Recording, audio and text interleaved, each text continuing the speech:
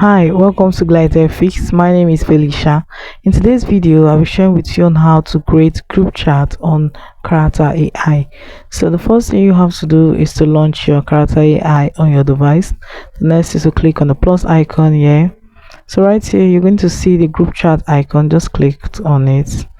So from here, you're going to see a recent search. You can just select your group members from the recent search, or you can search a particular person or both of your choice, and from there you can just include the person to your group chat.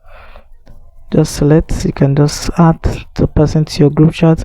Having done that, you can now click on create group chat and it will automatically create the group chat. So guys, that is it on how to create group chat. As you can see, I was able to create group chat now. If this video was helpful, please do well to follow Fix for more phone tricks that make money. Thanks for watching.